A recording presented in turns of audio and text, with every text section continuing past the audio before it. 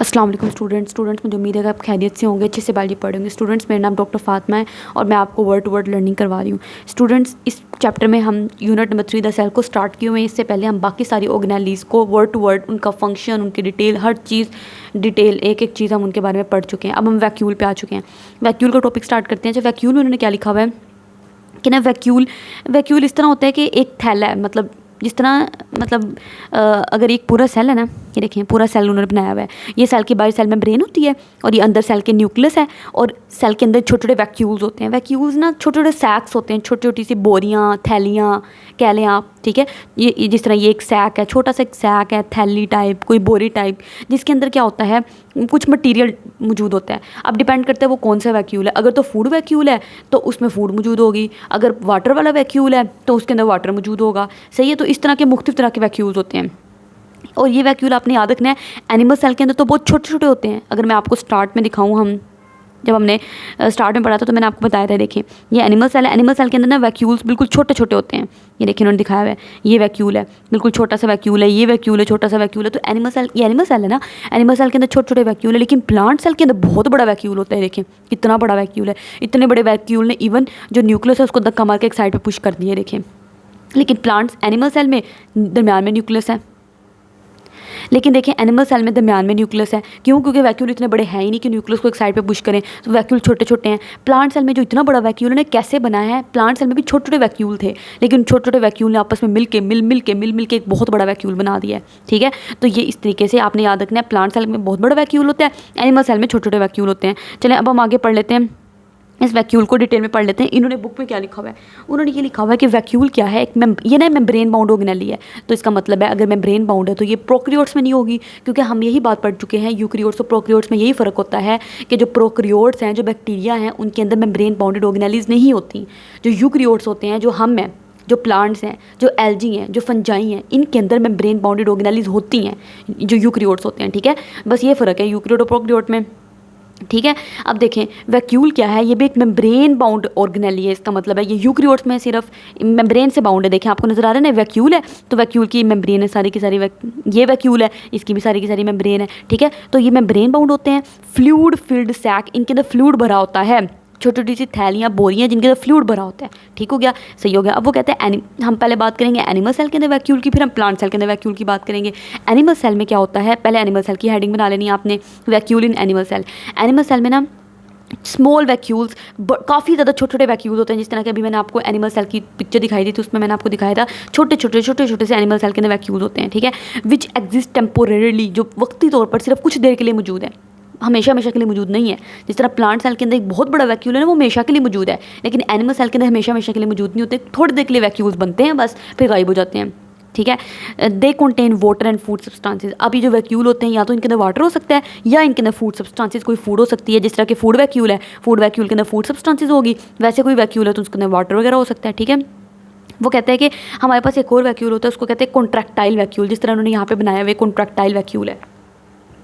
Contractile vacuole किन के अंदर होता है, जो ऑर्गेनिज्म फ्रेश वाटर के अंदर रहते हैं ना, जिस तरह के अमीबा हो गया। ठीक है। ये फ्रेश वाटर में रहते हैं। ये ऑर्गेनिज्म फ्रेश वाटर में रहने का मतलब है बाहर सारा पानी है। जब ऑर्गेनिज्म सारा बाहर पानी है, तो उस ऑर्गेनिज्म, फॉर एग्जांपल ये अमीबा का स्ट्रक्चर है, अगर आप ये समझ लें, ये अमीबा का एक सेल है। ठीक है। ये अमीबा का एक सेल है। अब अमीबा के सेल में क्या होगा, बाहर पानी, फ्रेश वाटर में रह रहा है तो बाहर सारा पानी है, सारा पानी इसके अंदर आता रहेगा हमेशा। तो जब पानी इसके अंदर आता रहेगा ना, तो इस ऑर्गेनिज्म ने क्या करना है, वो एक्स्ट्रा जो वाटर इसके अंदर आई जा रहा है उसको स्टोर करने, उसको ना इस वैक्यूल के अंदर स्टोर करना शुरू कर दे रहा है, कॉन्ट्रैक्टाइल वैक्यूल के अंदर। सही है। और कॉन्ट्रैक्टाइल वैक्यूल के अंदर वो जो सारा बाहर से पानी आई, क्योंकि रहना तो इसने पानी में ही है, तो इसके अंदर पानी भी आना है, तो इसने उस पानी को एक वैक्यूल के अंदर, जिसको कॉन्ट्रैक्टाइल वैक्यूल कहते हैं, उसके अंदर स्टोर करना शुरू कर देना है। और जब कभी फिर मुनासिब वक्त आएगा तो वो कॉन्ट्रैक्टाइल वैक्यूल के अंदर जो पानी होगा ना, इसने उसको फिर दोबारा निकाल के बाहर फेंकना शुरू कर देना है। इसी तरीके से पानी आई जा रहा है और ये पानी दोबारा इस वैक्यूल में से पानी निकाल के बाहर फेंकी जा रहा है। इस तरीके से इसमें काम चलता रहता है। वही कह रहे हैं सम फ्रेश वाटर ऑर्गेनिज्म, जो वो ऑर्गेनिज्म जो फ्रेश वाटर में रहते हैं, लाइक अमीबा हो गया, स्पॉन्जिस हो गए। ठीक है। इनके पास कॉन्ट्रैक्टाइल वैक्यूल होते हैं, जिनका कॉन्ट्रैक्टाइल वैक्यूल का क्या फंक्शन होता है, विच कोलेक्ट, इन्होंने क्या करना है, इन वैक्यूल ने कोलेक्ट करना है and pump out extra water, मतलब बाहर से जो एक्स्ट्रा वाटर आ रहा है उसको कलेक्ट करते रहना है, अपने अंदर इकट्ठे करते रहना है। और जब कभी मुनासिब वक्त आएगा तो उस एक्स्ट्रा वाटर को बाहर पंप आउट भी करते रहना है, बाहर निकालते भी रहना है। ठीक है। पंप आउट करते रहना है एक्स्ट्रा वाटर को, और अदर वेस्ट, और इसी तरीके से कोई दूसरे वेस्ट मटेरियल आ रहे हैं उनको भी अपने अंदर स्टोर कर लेना है। ठीक है, उनको भी क्या करना है, अपने अंदर स्टोर कर लेना है, और जब कभी ज़रूरत पड़ेगी तो उनको फिर बाहर भी निकालते रहना है, इस तरीके से इन्होंने। अच्छा, उसके बाद वो कहते हैं कि कुछ सेल्स, इसके अलावा हमारे पास ने, ये तो हमने कॉन्ट्रैक्टाइल वैक्यूल की बात कर ली, अब हम फूड वैक्यूल की बात कर लेते हैं। आपको पता है कुछ सेल्स जो होते हैं उनके अंदर फूड वैक्यूल भी बनता है। फूड वैक्यूल कैसे बनता है, ये हम लाइसोसोम जब हमने पढ़ा था, जब हमने डिटेल से पढ़ा था, मैं आपको दोबारा दिखा दूँ। देखें, ये कोई भी फूड, ये एक सेल है पूरा। अब सेल के पास कोई भी फूड बाइट से आई, फूड पार्टिकल बाइट से आया, सेल ने कहना है फूड पार्टिकल तुम मेरे अंदर तो आओगे, लेकिन मैं तुम्हें ना फूड वैक्यूल की सूरत में अंदर लेके आ सकता हूँ। तो सेल ने फूड वैक्यूल बनाने के लिए क्या किया, ये जो सेल मेम्ब्रेन है ना, इसका थोड़ा सा हिस्सा टूट गया, सेल मेम्ब्रेन का थोड़ा सा टुकड़ा टूट के उसने इस फूड वैक्यूल को कवर कर लिया, एनसर्कल कर लिया। देखो, ठीक है, ये फूड वैक्यूल था ग्रीन ग्रीन वाला, ठीक है, और ये जो ब्लू ब्लू वाला है, सेल मेम्ब्रेन का थोड़ा सा हिस्सा टूटा हुआ है, और उसने इसको कवर कर लिया, इसको एनसर्कल कर लिया इस फूड पार्टिकल को।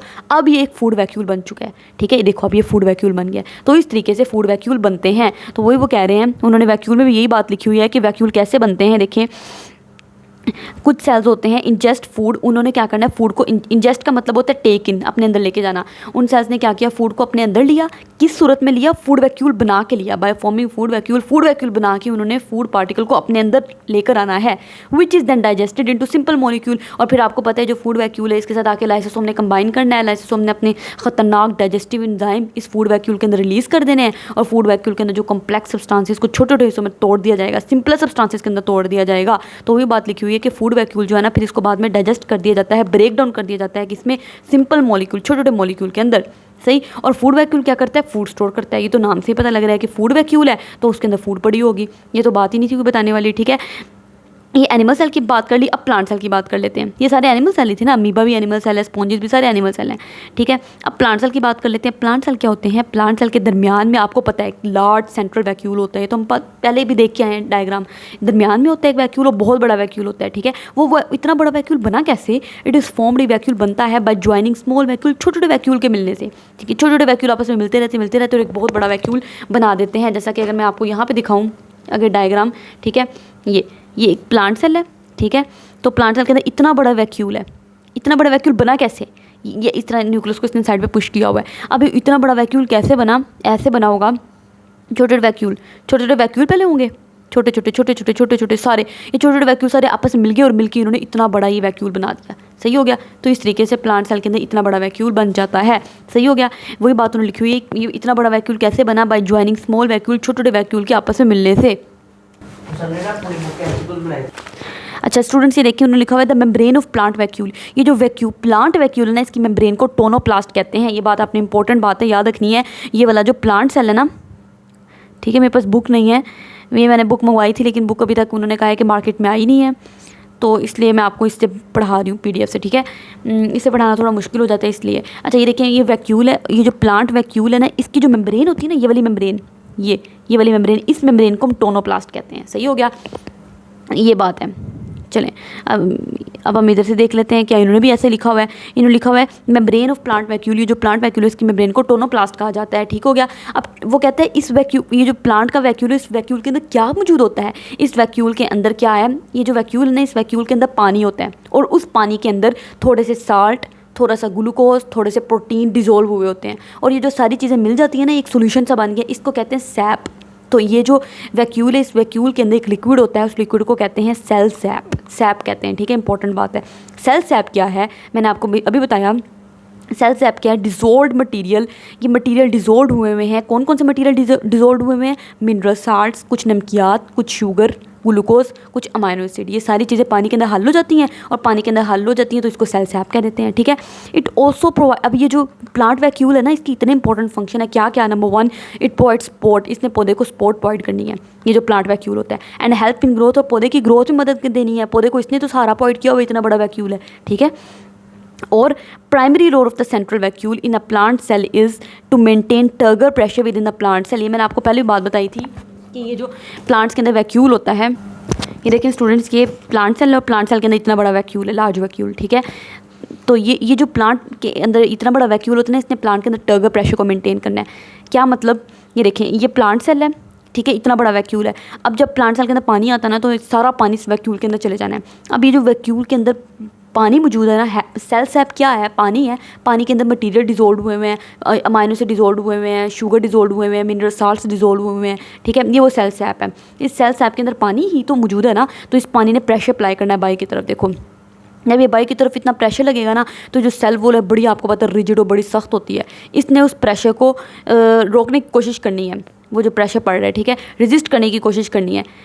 इसी वजह से, ये इस प्रोसेस की वजह से इसको कहते हैं, ये जो प्रेशर लग रहा है टर्गर प्रेशर है, ठीक है। इस टर्गर प्रेशर की वजह से जो सेल वॉल है ना, ये इसको रोकने की कोशिश करेगी, और जब ये रोकने की कोशिश करेगी तो प्लांट सेल के अंदर रिजिडिटी आ जाएगी, अकड़ाव आ जाएगा, ऐसे प्लांट तना तना लगेगा। ये देखें पौधा ऐसे, उसके जो लीव्स होंगे आपको पत्ते ऐसे खड़े खड़े फ्रेश लगेंगे। लेकिन अगर ये प्रोसेस नहीं होता, जिस तरह यहाँ पे देखें वैक्यूल छोटा सा है, वैक्यूल में कोई सेल सैप ही नहीं है, कोई पानी नहीं है, कोई प्रेशर ही अप्लाई नहीं हो रहा, कोई टर्गर प्रेशर अप्लाई नहीं हो रहा, जिसकी वजह से पत्ता बिल्कुल मुरझाई जा रहा है, मुरझाई जा रहा है। तो इसका यहाँ पे टर्गर प्रेशर, ये जो प्रेशर था, इसी को टर्गर प्रेशर कह रहे थे ना, तो यहाँ पे टर्गर प्रेशर देखो है ही नहीं, बहुत लो है। तो लो टर्गर प्रेशर की वजह से पौधे का देखो क्या हाल हो गया, बेचारे पत्ते सारे मुरझाए हुए हैं।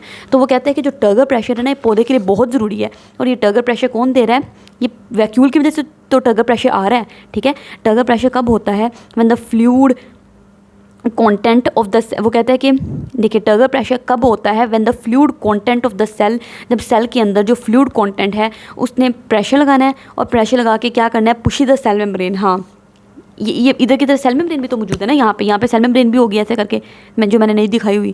तो सेल मेम्ब्रेन तो बेचारी फ्लेक्सिबल सी, नरम नाजुक सी है, वो तो चलो इस प्रेशर की वजह से ना बेचारी एक साइड पे हो जाएगी। लेकिन जो सेल वॉल है ना, ये बड़ी सख्त है, इसने इस प्रेशर को रेजिस्ट करना है।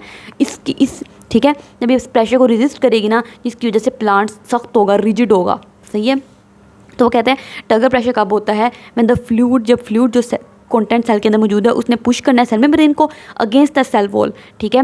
और सेल वॉल को भी पुश करना है, लेकिन सेल वॉल तो आगे से रेजिस्ट करेगी in order to provide shape to the plant cell, और इस तरह प्लांट सेल की शेप बरकरार रहेगी। जब सेल वॉल इस प्रेशर को रेजिस्ट करने की कोशिश करेगी, नहीं भाई नहीं, तुम प्रेशर लगा रहे हो, मैं भी हूँ आगे से फिर, ठीक है, इसने इस प्रेशर को रेजिस्ट करना है, जिसकी वजह से पौधे की खास शक्ल मेंटेन रहेगी, खास specific shape to the plant cell maintain रहेगी। आपको पता है एनिमल सेल के अंदर ऐसा कुछ नहीं होता, तो एनिमल सेल की कोई खास शेप भी नहीं होती। एनिमल सेल कभी किस शेप में जा सकता है, कभी किस शेप में जा सकता है, क्योंकि सेल मेम्ब्रेन है ना, तो सेल मेम्ब्रेन की तो कोई खास शेप नहीं है।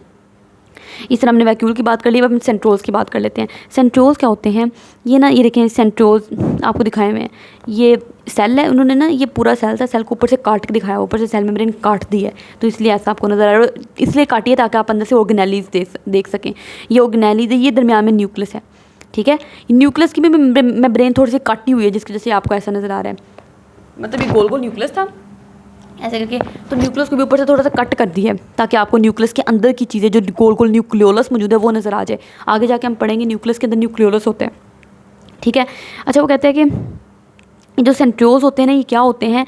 ये ना दो स्ट्रक्चर्स होते हैं, इस तरह का सेंट्रोल का स्ट्रक्चर होता है। ये कैसा स्ट्रक्चर आपको नज़र आ रहा है? सिलेंड्रिकल स्ट्रक्चर है ना। सिलेंडर क्या होता है? एक लंबी सी ट्यूब, और उसके एक लंबा सा ट्यूब लाइक स्ट्रक्चर, और उसके राउंड एंडो, ये देखें एंड राउंड है, गोल गोल है, राउंड, तो इसको सिलेंडर कहते हैं। तो ये सेंट्रोल ना सिलेंड्रिकल स्ट्रक्चर्स है, अंदर से देखो खाली हैं, अंदर कुछ भी नहीं है, तो अंदर से खाली होते हैं और सिलेंड्रिकल स्ट्रक्चर्स होते हैं। और ये याद रखना आपने, जो प्लांट सेल है ना, प्लांट सेल के बाहर दो सेंट्रोल्स पड़े होते हैं, और ये दो सेंट्रोल्स एक दूसरे के राइट एंगल पे होते हैं। एक सेंट्रोल ऐसे होते हैं, ठीक है, ऐसे करके, और दूसरा ऐसे होता है, दोनों एक दूसरे के राइट एंगल पे पड़े होते हैं, 90 का एंगल इनके दरमियान में बन रहा होता है, ठीक है, सही हो गया। चलें, अब वो कहते हैं कि सेंट्रोल्स क्या हैं? होलो, खाली, मैंने आपको दिखाया था, अंदर से बिल्कुल खाली हैं। ओपन एंडेड सिलेंडर, ओपन के एंड्स ओपन है, देखें दोनों एंड्स ओपन है। Cylinder like structure, cylindrical structure है। सिलेंडर भी तो ऐसा होता है ना दिखने में, तो इनका भी सिलेंडर की तरह स्ट्रक्चर होता है। और ये याद रखना, सेंट्रोल्स सिर्फ एनिमल सेल के अंदर होते हैं, प्लांट सेल के अंदर सेंट्रोल्स नहीं होते, ठीक है, एनिमल सेल के अंदर होते हैं ये। They exist in pairs near the nuclear envelope. ये जो न्यूक्लियस है ना, न्यूक्लियस की जो मेम्ब्रेन होती है ना, उसको न्यूक्लियर इन्वेलप कहते हैं। तो ये न्यूक्लियर इन्वेलप के करीब पड़े होते हैं, और ये पेयर्स की सूरत में होते हैं, दो होते हैं हमेशा, ठीक है। अच्छा, दे ईच सेंट्रोल, अब हर सेंट्रोल जो होता है ना, किस चीज़ से मुश्तमिल है? ये देखिए इन्होंने एक सेंट्रोल का स्ट्रक्चर जूम करके दिखाया हुआ है, एक सेंट्रोल, दूसरा सेंट्रोल, क्योंकि सेंट्रोल तो हमेशा पेयर की सूरत में मौजूद होते हैं। अब ये जो सेंट्रोल का स्ट्रक्चर है, देखें यहाँ पे आपको नजर आएगा अच्छे तरीके से। सेंट्रोल कंसिस्ट कर रहा होता है ट्रिपलेट्स पे, ये देखें एक ट्रिपलेट, दूसरा ट्रिपलेट, ट्रिपलेट का मतलब होता है 3 ट्रिपलेट। किसका ट्रिपलेट है? माइक्रोट्यूब्यूल का ट्रिपलेट है। आप आगे जाके पढ़ेंगे, माइक्रोट्यूब्यूल जो होती है ना, ये माइक्रोट्यूब्यूल एक लंबा सा, माइक्रोट्यूब्यूल ने ना साइटोस्केलेटन बनाना होता है। साइटोस्केलेटन क्या होता है? ये देखें, ये सेल होते हैं, ठीक है। ये जो सेल का सारा स्केलेटन बनाना होता है ना, उसको साइटोस्केलेटन कहते हैं। तो साइटोस्केलेटन में 3 चीज़ें इन्वॉल्व होती हैं, माइक्रोट्यूब्यूल, माइक्रोफिलामेंट, इंटरमीडिएट फिलामेंट। तो माइक्रोट्यूब्यूल ऐसे लंबे लंबे स्ट्रक्चर्स होते हैं, लंबे लंबे माइक्रोट्यूब्यूल ऐसे करके ना, और ये माइक्रोट्यूब्यूल ना ट्यूबुलन प्रोटीन से मिलकर बनी होती हैं। लंबे लंबे से स्ट्रक्चर है माइक्रोट्यूब्यूल, ये ट्यूबुलन प्रोटीन से मिलकर बनी होती हैं। तो ये वही माइक्रोट्यूब्यूल ये है, ये भी तो लंबे लंबे स्ट्रक्चर है, देखो उसी की तरह लंबे लंबे। तो ये माइक्रोट्यूब्यूल है, ठीक है। ये देखिए, एक माइक्रोट्यूब्यूल, दूसरी माइक्रोट्यूब्यूल, तीसरी माइक्रोट्यूब्यूल। तो ये सेंट्रियोल्स किस चीज़ से मिलके बने होते हैं? सेंट्रियोल्स मिलके बने होते हैं माइक्रोट्यूब्यूल से। और माइक्रोट्यूब्यूल भी ट्रिपलेट में मौजूद है, मतलब एक माइक्रोट्यूब्यूल का ट्रिपलेट, दूसरा ट्रिपलेट, तीसरा ट्रिपलेट, ठीक है, चौथा ट्रिपलेट, 5वां, 6वां, 7वां, 8वां, 9वां। तो 9 ट्रिपलेट्स ऑफ माइक्रोट्यूब्यूल। ट्रिपलेट का मतलब है कि तीन है, देखो ट्रिपलेट। और किसका ट्रिपलेट है? माइक्रोट्यूब्यूल का। और कितने ट्रिपलेट्स हैं? 9 ट्रिपलेट्स। मैंने अभी आपको गिनवा के बताया, ठीक है। वही बताया हुआ है, हर सेंट्रोल कंसिस्ट कर रहा होता है 9 ट्रिपलेट ऑफ माइक्रोट्यूब्यूल। कितने ट्रिपलेट्स हैं? 9 ट्रिपलेट माइक्रोट्यूब्यूल के, ठीक है। और आपने एक बात याद रखनी है, जब एक सेल है, ये सेल डिवाइड करना चाहता है 2 में, ठीक है। मिसाल के तौर पर ये एक सेल है, ये चाह रहा है कि अब 2 में डिवाइड हो जाए। तो जब इसने 2 में डिवाइड होना ना, तो 2 में डिवाइड होने से पहले इस प्रोसेस को कहते हैं सेल डिवीजन, जिसमें एक सेल डिवाइड होकर 2 सेल बना रहा है। अब ये सेल ने 2 में डिवाइड होना है, लेकिन इस 2 में डिवाइड होने से पहले इस सेल ने क्या करना है? इस सेल के अंदर कुछ चेंजेस आती हैं। ये जो सेल होता है ना, इस सेल का जो न्यूक्लियस होता है ना, तो ये जो न्यूक्लियस की मेम्ब्रेन होती है ना, उसको कहते हैं न्यूक्लियर एनवेलप। ये न्यूक्लियर एनवेलप टूट जाता है जब और यहाँ पे हमने पढ़ा है, यहाँ पे 2 सेंट्रियोल्स पड़े होते हैं, न्यूक्लियर एनवेलप के पास ही पड़े होते हैं ना। जब न्यूक्लियर एनवेलप टूट जाएगा ना, ये 2 सेंट्रियोल्स जो होते हैं ना, ये डुप्लीकेट करते हैं, सही है। इसने अपने जैसा एक और पेयर बना देना है, ठीक। जब इसने अपने जैसे एक और पेयर बनाया ना, ऐसे करके एक और पेयर बना दिया, अब अगले स्टेप में क्या होगा? ये तो मैंने बताया आपको, जो न्यूक्लियस की मेम्ब्रेन होती है गायब हो जाती है जब सेल डिवाइड करने लगता है, तब की कहानी है ये। आप अगले चैप्टर में पढ़ेंगे सेल साइकिल में कि सेल कैसे डिवाइड होता है। अब ये जो न्यूक्लियस की सारी मेम्ब्रेन थी गायब हो गई, और ये जो सेंट्रोल था ना, सेंट्रोल के दोनों पेयर इसने भी डुप्लीकेट किया। तो सेंट्रोल का एक पेयर यहाँ पे आ गया, ये वाला पेयर, और ये इधर ही मौजूद रहा, ठीक, सही हो गया। अब इनके दरमियान में ना, इन दोनों के दरमियान में से करके स्ट्रक्चर बनना शुरू हो जाएंगे, धागे की तरह स्ट्रक्चर। ये जो धागे की तरह स्ट्रक्चर बनते हैं ना, इनको कहते हैं स्पिंडल फाइबर या स्पिंडल अपरेटस। ये जो धागे की तरह स्ट्रक्चर बने हैं, ये आगे जाके आपको पता लगेगा क्यों बनते हैं, ठीक है। ये देखिए, मैंने आपके लिए बनाया भी हुआ है, ये एक सेल है। तो उसी तरीके से मैंने आपको बताया, सेल के अंदर दरमियान में न्यूक्लियस होता है, लेकिन जब सेल डिवाइड करने लगता है ना, तो वो न्यूक्लियस गायब हो जाता है। तो वो न्यूक्लियस गायब हो गया। जब वो न्यूक्लियस गायब हो जाता है ना, तो सेल के अंदर, आप अभी आगे जाके पढ़ेंगे, सेल के अंदर हमारे ये जो सेल है ना, सेल के दरमियान में न्यूक्लियस है। तो न्यूक्लियस के अंदर हमारे पास ना थ्रेड लाइक स्ट्रक्चर होता है, जिसको कहते हैं क्रोमाटिन, ठीक है। ये हमारे पास सेल है, ठीक है। सेल के अंदर न्यूक्लियस है, न्यूक्लियस के अंदर ना धागे की तरह स्ट्रक्चर होता है। इस स्ट्रक्चर को कहते हैं क्रोमाटिन स्ट्रक्चर। ये क्रोमाटिन स्ट्रक्चर ना सेल का डीएनए है, सही है।